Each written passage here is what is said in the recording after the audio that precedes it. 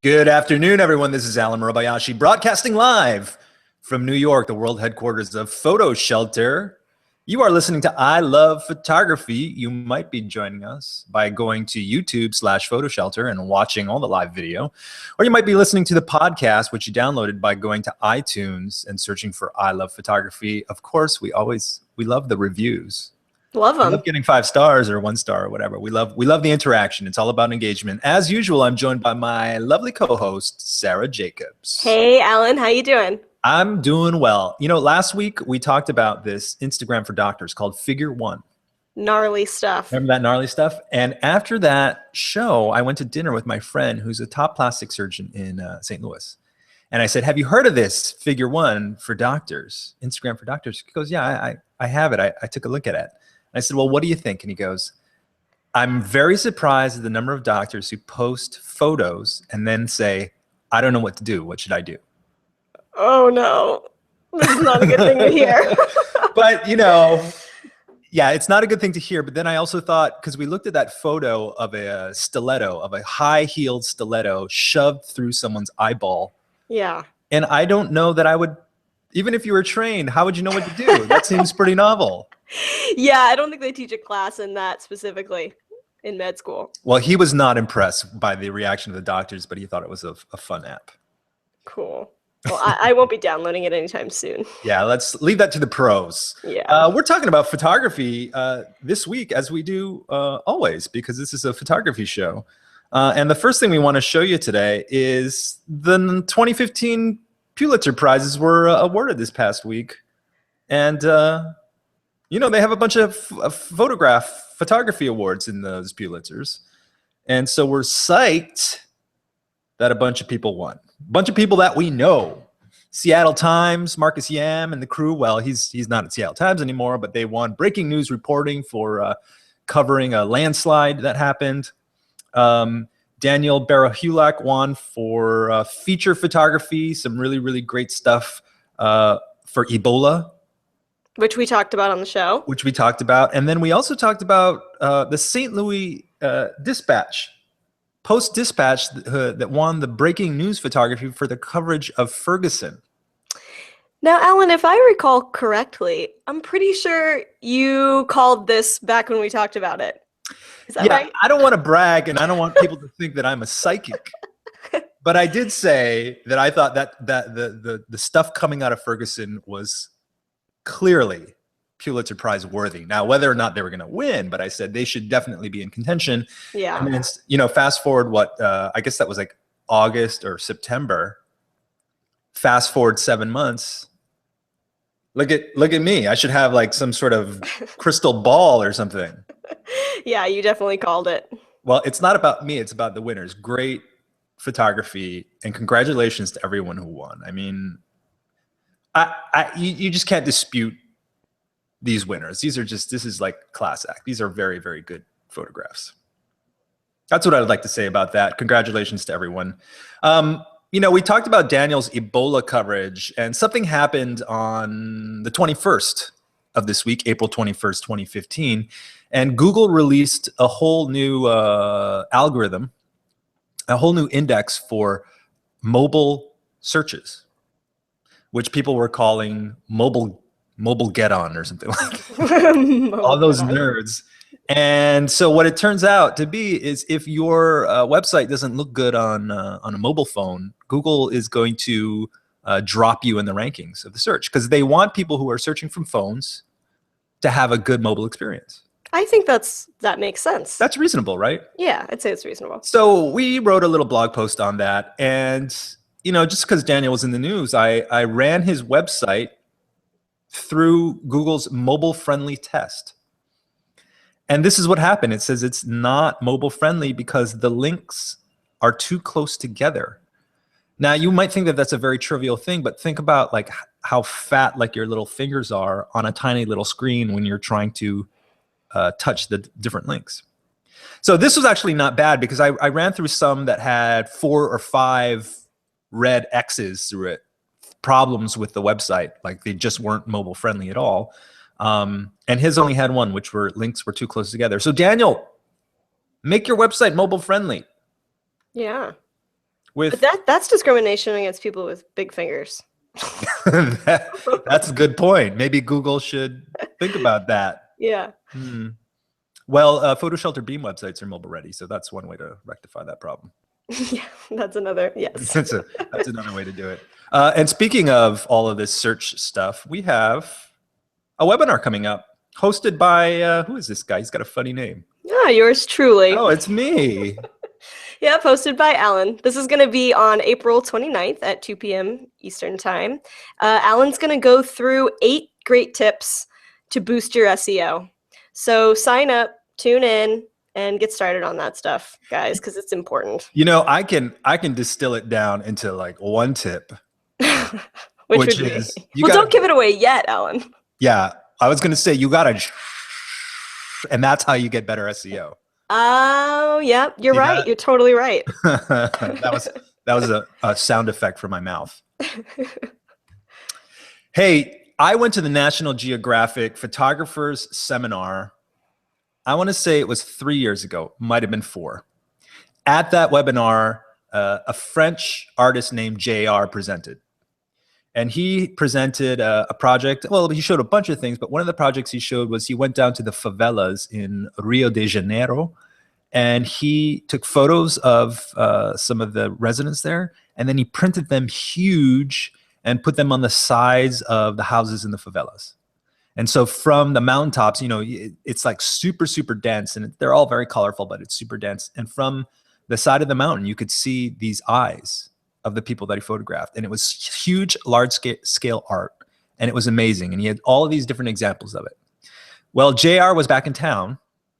And apparently, like, one of his big causes now is immigration. So he took photos of immigrants who have been in the US for 1 month. And he took photos of them walking. And this was for the New York Times Magazine, which is coming out this weekend. And one of these photos, they blew up the photo super huge, like 100-something feet tall. Took 62 strips of paper. 62 strips of paper, and pasted it to the ground in front of the Flatiron Building. And you are seeing it, and that's the cover of the New York Times Magazine this week. And I gotta say, you know, I'm really, really inspired by the work that this guy is doing. And the reason why, it's not just because it's like he prints stuff out super huge. It's because he uses photography to empower people. He makes the littlest people in the world, the people living in the favelas, the people who are newly immigrated to the US, people that are largely invisible, he makes them feel good through photography and through these projects. That's amazing. It's, you know, like, inspiring, you know? Yeah, hats off to JR. This is an incredible cover. The links that we're talking about today, all of the photos that we're looking at, you can find those on our blog at blog.photoshelter.com. So look at the other images that he took. It's a really, really neat project. And he's kind of mysterious and cool in that French way. You know, he's always wearing his shades and he's got the French accent. He's very cool. We didn't talk about this last week, but it came out almost 2 weeks ago. But it was another piece in the New York Times Magazine about Sally Mann. And most fans of photography probably know Sally Mann, mentioned in the same breath as people like Jock Sturgis. And I guess the visceral reaction is, isn't that the lady who takes nude photos of kids? And the answer is, well, yeah, that's partially true. But here is an interesting essay by Sally Mann, about Sally Mann, talking about how another piece in the New York Times Magazine back in the day kind of created all the notoriety for her. She was largely unknown until the New York Times Magazine wrote kind of, I wouldn't say it's an expose, but kind of a criticism of, well, it's titled The Disturbing Photography of Sally Mann. Yeah. The interviewer stayed out with her for 3 full days, and she admits in this piece to being very, very open and candid with him, and at the same time a little naive at that time about how her work would be seen out in the world. She didn't anticipate this book, Immediate Family, to get so famous. But then when it graced the cover of the New York Times Magazine, people went crazy over it. And here she finally speaks out about her choices behind making the work, and also about some of the creepy stalkers that she got, and very strange fan mail. Fans are weird people. Fans are really weird. She mentions that I think she got a cat, like a dead cat in the mail from a quote unquote, disturbed fan, or, whoever. So people are weird. I found the interview to be really, really interesting, just to get the insight, because she, the thing with this photography, it to me, like many things, the comments that people make give you a lot of insight as to where their head is. Mm-hmm. Right? So you take a look at this picture here, and you could, depending on your experiences and depending on, if you have mental problems, you could see a lot of different things. I see like hair that kind of looks like the grass and like a lovely portrait. And some people might think, oh, I'm a pedophile, and I see like a naked child on the ground. And so it was just interesting to see all of that stuff. And the other thing that I thought was interesting, I was watching an interview yesterday of Robert Downey Jr. He was being interviewed for the new Avengers movie by this British guy on Channel 4. And the British guy at some point stopped asking about the movie, because all of these interviews are commercials for the movie, and everybody understands that. But he's incarcerated, and after he got out of jail, and Robert Downey Jr. walked out. And this reporter also did the same thing to Quentin Tarantino, asking him about violence and what does he think about the violence in his film. And Quentin Tarantino like shut him down. And when I was reading the Sally Mann stuff, I thought, what is the artist's responsibility to explain where they're coming from? And the conclusion that I came with is they have none. The artist owes us nothing beyond the art that they created. So all of this stuff of like, where are you a pedophile? What's your problem? Like all this kind of stuff. It's like, that's actually a reflection of your problem, not the artist's problem.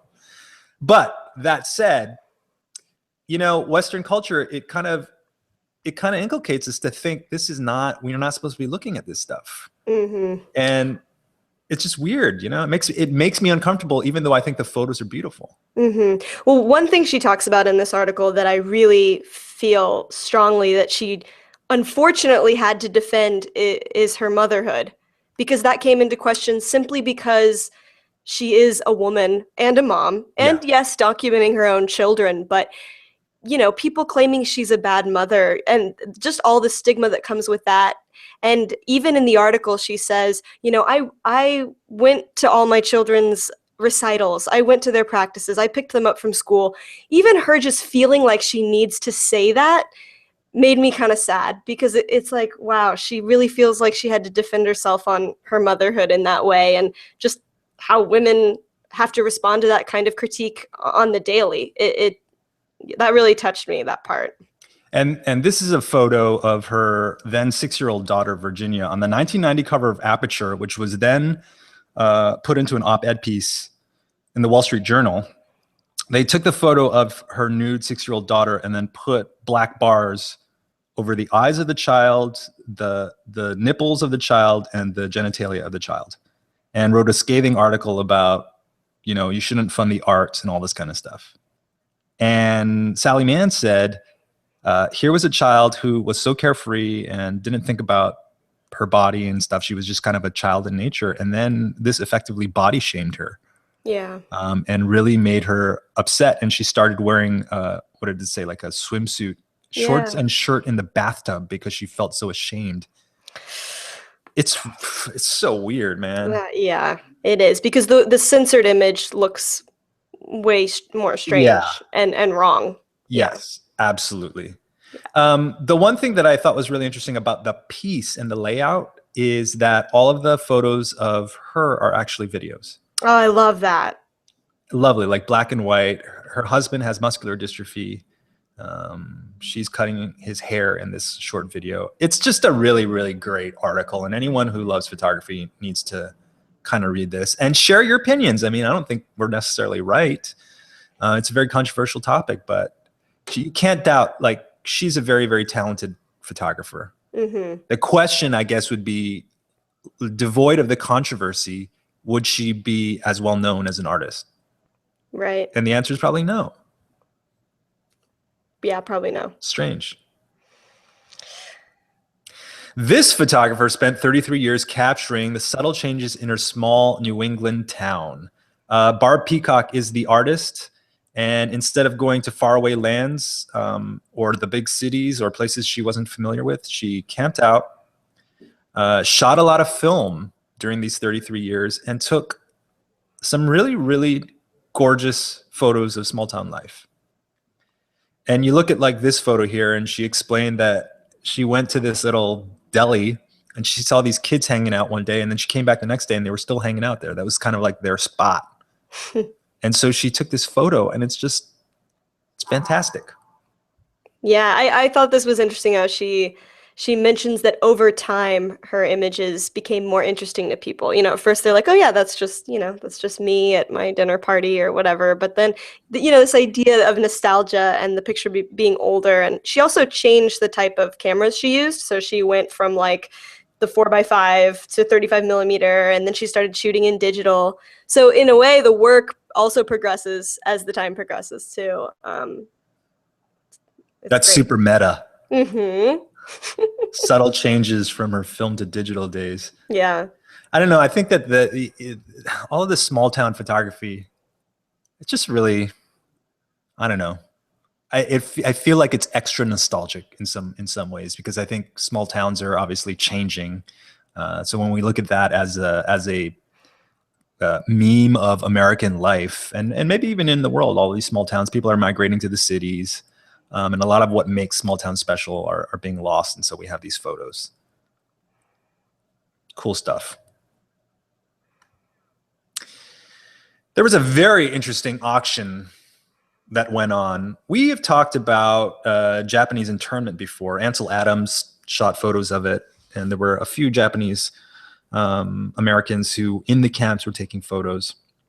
Here was a collection of not only photography, but also handmade crafts that went up for auction. And nobody really knew who was selling them, but there was a huge outcry from the Japanese American community, many of whom had relatives who were in the internment camps during World War II. And so it turns out that there was a guy who was collecting this stuff in part to expose the atrocity of the internment camp. And that guy somehow willed this stuff to another family, and this family, after having stored it in their attic or whatever for many, many years, decided that they were going to divest this stuff, and they were counseled to throw it on auction, and didn't realize what a ruckus it would create. And initially you're like, okay, but what's the big deal? It's going to go up for auction. And then you read some of these stories. For example, this one. This is Yoshinori Himmel and his wife, Barbara Takei. And they found an image of his mom being put up for auction. Unclear whether he had seen it before, but can you imagine? Like a photo of your mom from internment camp is being sold at auction for like $100. And you're like, what the heck is going on here? Well, in the end, after talking to some museums and advisors and whatnot, the family that owned this stuff decided that they are going to sell it to a single museum, single collection, so that it can be preserved as an intact collection, which I think is the right thing to do. I think, the guy just needed some money. He had this great collection of stuff. His family needed some money. He said, okay, well, I'm not trying to be nefarious about it. I just want to get a fair price for it. So as a Japanese American, I didn't have any relatives who were in internment camps because we are from Hawaii, but I feel for these people, and clearly that's kind of it's a black eye on American history, like many things in our history. Internment camps not a good thing, but I also feel for this guy. It's a complicated situation. Yeah, I think it being sold as one collection into a museum is probably the most PC and best thing for it to happen. Yeah, it's the best outcome. Surely. Yeah. But interesting. On io9.com, which is part of the Gawker network of stuff. I don't even understand what that Gawker network is, because they have Kinja. I don't really know what Kinja is. They have everything. It's so weird. There's like all of these weird aggregations of stuff. Well, this is called True Crime. It's a sub something of io9.com, which is a lot of like sci-fi stuff. And it's a Vimeo film, 6 minutes long, about a forensic photographer in the UK. And it's really cool. And the dude is like so old school, but he knows how to bring out like fingerprints. And there was a quote that I tweeted out last week when I was watching it, and it was something like, you know, everyone can go out and buy a camera, a DSLR, point and shoot. That doesn't make them a photographer. It just makes them a person with a camera. And I was like, oh yeah, that's right. Yeah, this guy definitely has a little bit of a dark side. I feel like you have to be a forensic photographer. You should download Figure One. Maybe he'd be into that too. Oh yeah. Well, you know, it's like that article we saw about the people that have to look at all the porn and beheadings and whatnot in the Philippines. You have to create some sort of mental barrier when you're looking at this stuff all the time. So yeah, he's photographing a lot of blood. Yeah. A great little film, 5 minutes and 55 seconds. You know, don't check Facebook for like 2 minutes and watch this film. It's good. We haven't been over at Feature Shoot in a while, and I was over there today, and I was like, wow, there's a lot of good stuff going on here. We got to look at this stuff. And here was one, Portraits of Russian Youth Who Embrace Cosplay Culture. Well, cosplay is this subculture where people dress up in costumes, often influenced by Japanese anime movies, but it can be also a lot of superheroes. And because things like Comic-Con are so popular nowadays, it's not that unusual to see people kind of dressing up. What I thought was interesting about this was their motivation for doing so. And so if I could scroll down here, and the artist, Mariya Kozhanova, says, this generation of Russians were born during the collapse of the Soviet Union, a time when well-organized society and established identity fell apart. This led to a lack of formed identity from the beginning of their young lives, many of whom started to borrow from different cultures. A popular point of reference was the bright, sensational, and superficial world of Japanese pop culture. So interesting. Like their own culture was so devoid of identity that they appropriated a completely different culture and like went with it. And loved it. And loved it. And they keep loving it. Cosplay, you know, it's not my thing, but I can see how you can get into it. A lot of the cosplay people actually make their own outfits, at least the top ones. Apparently, there's 3 people or so in the world who can make a full-time living by being cosplay models. Only 3? Yeah. Oh. I mean, a full-time living, you know, they got to be generating. I don't guest appearances. They get paid like $1,000 or $2,000 for showing up in a costume. Who knows? Maybe they make them. A lot of them make them. Yeah. I thought the portraits were lovely. A lot of natural light, nice subjects, nice backgrounds. Yeah, it feels so jarring because the background, you know, it's so Russian. You know, it's like, and then there are these, bright poppy like pink wigs. Pink wig, gotta have the pink wig. Gotta have the pink wig. Gotta have the pink wig. Yeah. I thought this was also just kind of a lovely photo to kind of start the series with here. The pink wigs, the schoolgirl thing, like so it reads so. I think this is like Sailor Moon or one of those characters. Right. Yeah. Cool stuff. And then we got a email from our buddy Landon Nordeman. How would you describe Landon's photography? Definitely flash. He loves the flash. He loves the flash. He usually is shooting. I usually see his work on The Cut fashion. So I'm always seeing his fashion stuff up there. And he loves bright colors too. That's his thing. Flash and bright colors. There's something kind of Martin Parry to his eye. Yeah, definitely quirky. Yeah, he loves the quirk. Yeah. Well, he shoots a lot, as you said, for Fashion Week and whatnot. And here he was shooting. Well, talk about cosplay. There's a whole subculture of Star Wars, and with Star Wars, the new movie's coming out at Christmas time. And so, of course, there's always conventions and whatnot. And he found a bunch of women who dress up in Star Wars gear, but it's all feminized Star Wars stuff. So, for example, Darth Vader, but the woman's in leather. Yeah. Leather pants. Darth Vader is a babe. Darth Babe. Darth Babe. Darth Vader. Baber.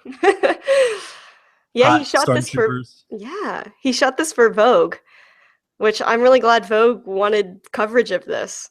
I just think that's so cool. If you're totally into Star Wars and you meet a spouse who's totally into it and then you like dress up, like that's got to be kind of fun. Yeah, here a baby is dressed up in Star Wars Right. garb. And you think, okay, now when the baby's like 25, he's going to look back and be like, either my parents were total nerds or they were super cool. Yeah. It's funny. I really loved, let me find it here. I really loved this photo. It's a stormtrooper in a tutu. On point. That's amazing. On point. In point shoes. It's almost like it's Photoshop, like the top and the bottom are like Photoshopped. And then in the background you got like a guy who's clearly eaten too many Fritos with a bag of Fritos. People hanging out. Another dude. What are the guys doing? I guess these girls are bringing their boyfriends. Like, come with me to this. And Or they just like to go to look at like pretty girls. The other guy's wearing like a Mountain Dew shirt. Clearly, he's had too many Mountain Dews. Don't drink soda, people. It's not good for you. Good stuff, Landon. We always enjoy your photography. Keep on sending it to us. Yeah. Lastly, today, a really interesting project here. We've talked about Hipstamatic. We talked about how Hipstamatic was really hip back in the day and then kind of got overshadowed by Instagram, which of course became $1 billion company. Hipstamatic did launch a new app called DSPO today. And it's like many of these camera apps that you've seen, you take a bunch of photos and then you don't get to see them until you, quote, finish the roll or whatever. But the interesting thing about this app is you can share it with other people. So everybody contributes to this roll of film, and then when it's done, you get to see it. This particular photographer, Luann Dietz, got together some better than average photographers. Mm-hmm. Yeah. From all over. Melissa Little, who was at our office the other week. Alyssa Shukar, Scott Strazzanti, Zach Arias, Pete Keyhart. I didn't know he was in the Ukraine. Pete, what's up, man? I haven't seen you in years.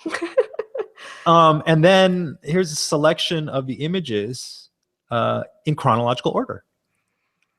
And just neat to see the eye. And this particular project, they all shot within a 24-hour period. So it's kind of this whole day in the life idea through the DSPO app.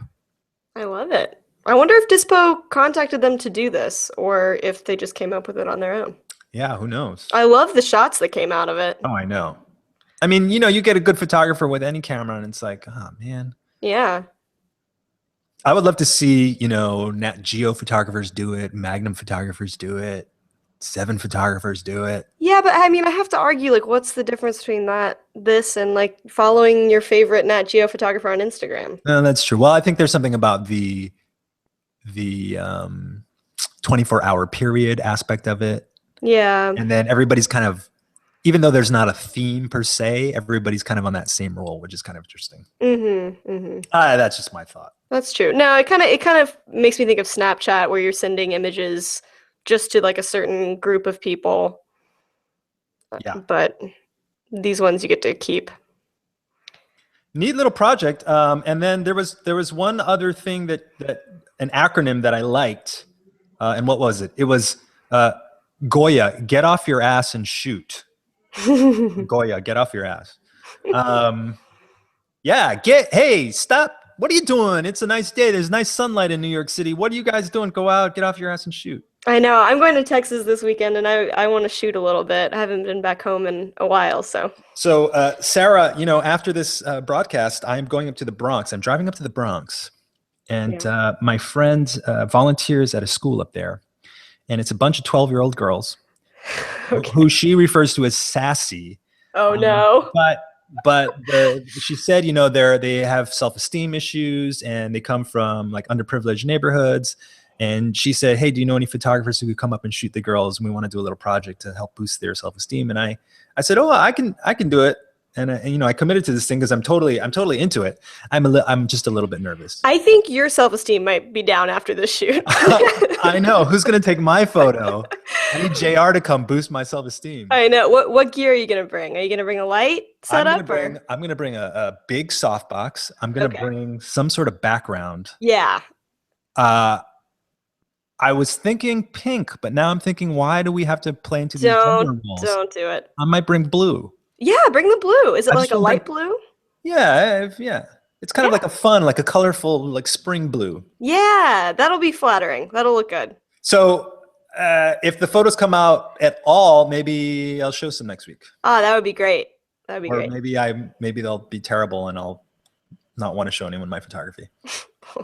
Well, you know what? But I'm Goya. I'm getting off my ass and I'm shooting today. Good for you. Well, have fun in Texas. I look forward to seeing your photos when you get back. Thanks. So for Sarah Jacobs, this is Alan Murabayashi. Thanks for joining us for another episode of I Love Photography. We'll see you next time. Bye-bye.